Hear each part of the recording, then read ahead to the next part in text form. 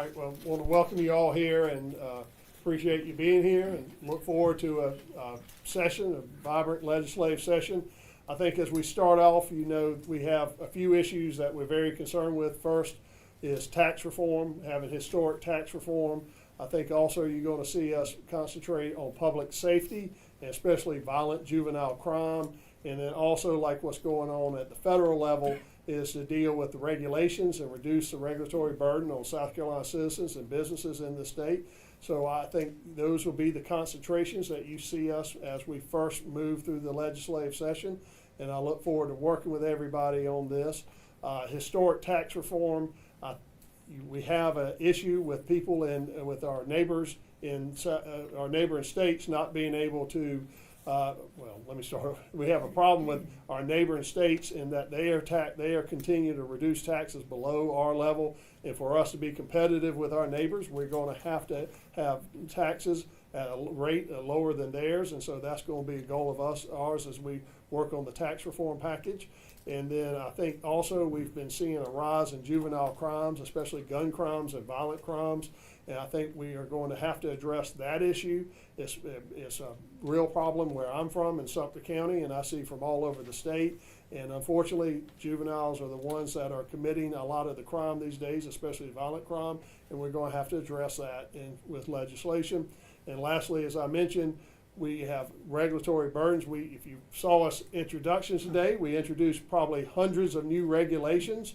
And it's time for us to look at these regulations to make sure that they are still needed and to scrutinize those more. Importantly, what we want to do is if those regulations that have not been looked at for years, they don't live in perpetuity, we need to go back and look at those and make sure they're still necessary and they're favorable for our business climate in South Carolina. So I have my chairman here, and we can certainly ask questions, but first I want to recognize Leader Hyatt for a few words. Thank you, Mr. Speaker. Thank y'all for being here. Happy New Year to you. Hard to believe New Year's upon us, but we're here and ready to go again. Speaker's outlined a very good agenda that we're going to take up this year. We've got a lot of things going on. Obviously, we don't want to forget about energy. We commend the Senate for taking up the energy issue. We encourage them to continue it, get it done as quickly as possible, and get it back to us so that we can get it to the governor's desk for a signature. And let's increase the energy generation. You've heard that story over and over again for the last 2 years, but we're hoping that we're going to have something this year fairly quickly so that we can get it to the governor's office for a signature. Obviously, another thing we're going to have to address is the insurance liability issue.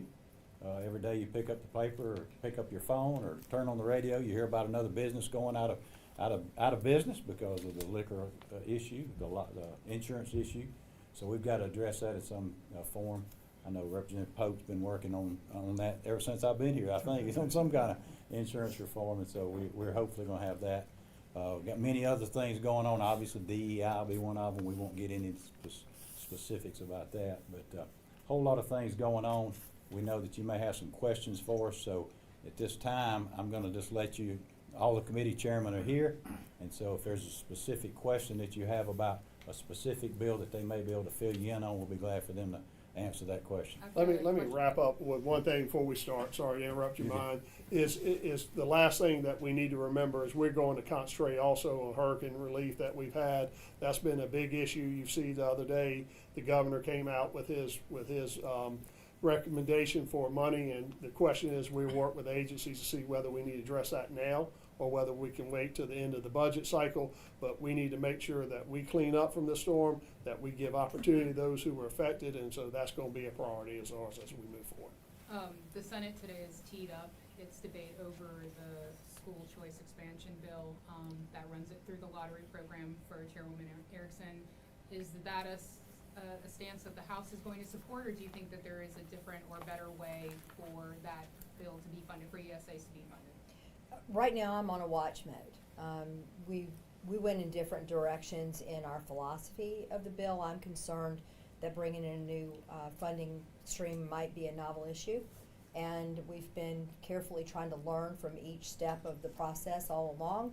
So I'm going to watch. I'm going to see. I believe the debate in the Senate is going to be robust. I think there will be not just new members of the Senate, but other people that have dealt with the school choice issue quite a bit over the years.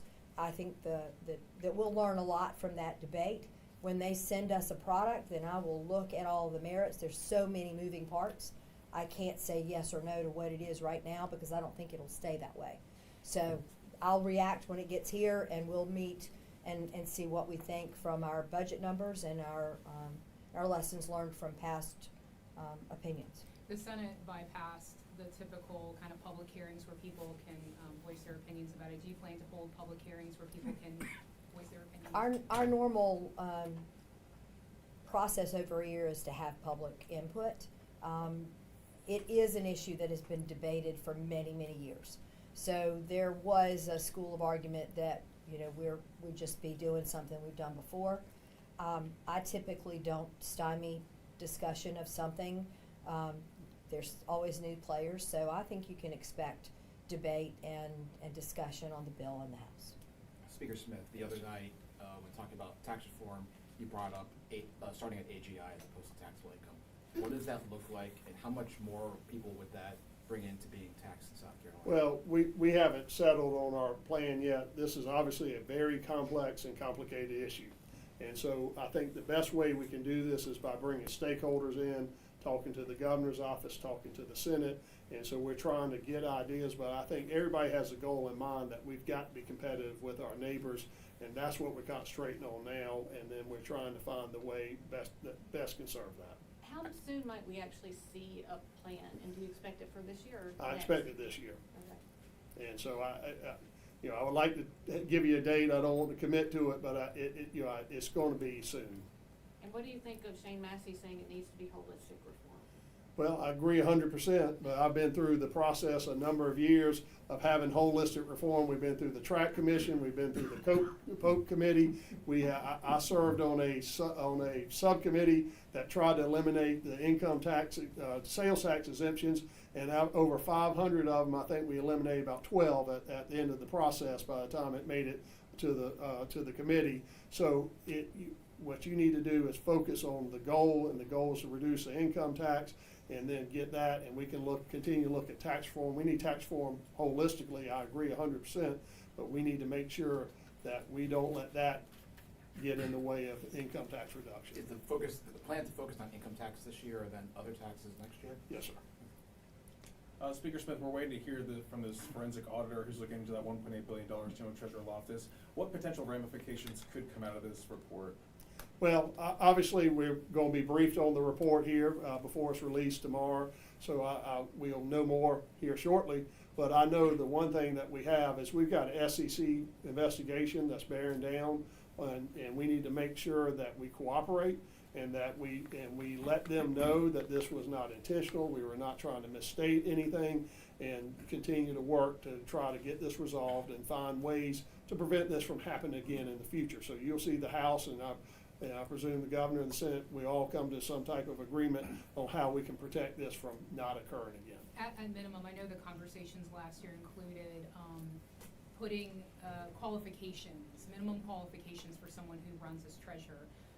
That went nowhere. Do you expect that discussion to come back up again? Well, I think we're going to have a discussion on a number of options of how we address this issue going forward. I mean, you saw the Senate last year was talking about placing the Comptroller General and the Treasurer in the Governor's Cabinet. There's a whole host of options. So when we get this report, then we'll start analyzing how we proceed forward. But we'll do something to make sure that this would not occur again. The governor released his executive budget. Did you see any overlap there, some common ground amongst what he's proposing, maybe what y'all are starting to look into when it comes to crafting the budget this year? Yeah, absolutely. Chairman Bannister's not here today, so I guess I can fill in for that. But I think that it was a well thought out budget. It was sound. It made the priorities what we have been trying to enact over the past few years, concentrating on teachers, concentrating on tax relief, and a number of key issues. So as usual, we have a governor who we work with collaboratively, and so I look forward to working with him on his budget and trying to improve it from how the House normally goes through the process. Okay. In the governor's budget, there was a proposal to allow South Carolinians to buy lottery tickets with debit cards, is that, I know Senator Greg Hembry, I believe, has proposed that in the past as well. Is that something the House is interested in? I wouldn't see any problems with that.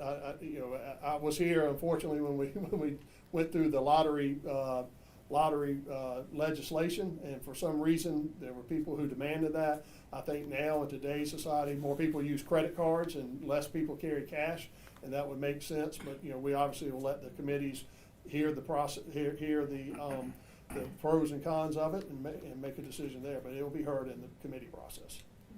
I don't know if Chairman Newsom would like to also weigh in on this, but this morning, the Family Caucus had a press conference in which we asked Representative McCravy about his membership on the Judiciary Committee. He said he still plans to talk to you about whether he can go and sit on another committee. Is that a discussion that you plan or even want to have with him? Would you like to see him stay on Judiciary or move to another committee? Well, I think those are issues between members, and I will have a discussion with Representative McCravy, and we'll find out. I'm not going to discuss it in public what happens, but, obviously, I don't think you can resign from a committee, but I'll be happy to meet with them and talk to them about it. Maybe one more question. And Chairwoman Erickson, they were talking about putting the 10 Commandments in classrooms. Do you think that's a priority that we should be focusing on for education? I'm happy to entertain bills that come across, but it's not on my top 10 to get done. The largest piece right now is to look to that choice issue to restore those services that were ripped away from some children in this past year. That's the first thing I'm going to work on.